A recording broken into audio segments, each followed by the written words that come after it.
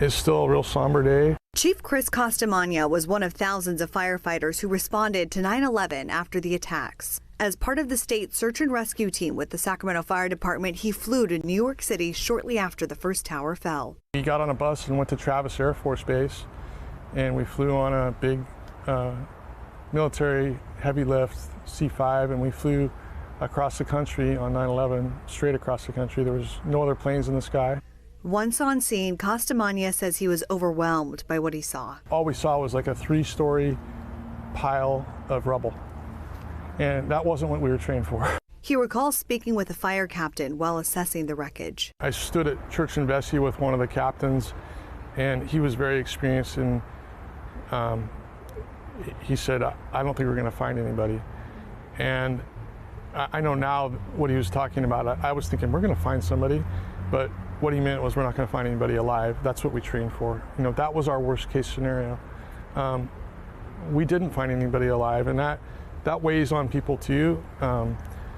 We were the second responders that day. The New York City Fire Department was there first, and the police department was there, and all kinds of citizens helped.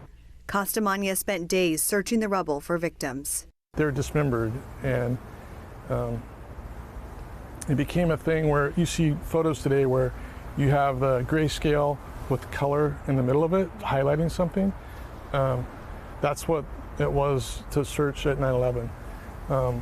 A piece of bone the size of my thumb would stand out in that grayscale. He emphasizes how important it was to be thorough and respectful when searching. That every piece of bone you found was marked, transitioned over to the coroner's office, because that was maybe the only thing that a family has. 23 years later, Chief Costamagna says even though it was one of the most difficult things he's ever experienced, he would do it again in a heartbeat if duty called. People always, they'll call you a hero and stuff like that. I think the big thing is that there's not a firefighter in the city of Sacramento or any place in the country that didn't want to be there.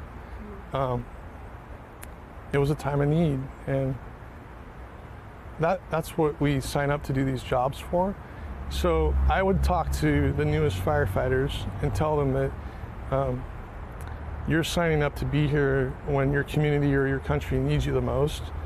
And that's what we saw on 9/11. I was proud to respond that day, and I'm reminded of it every day. There were more than 70 Sacramento area firefighters who responded to Ground Zero after the attacks to help with those search and rescue efforts.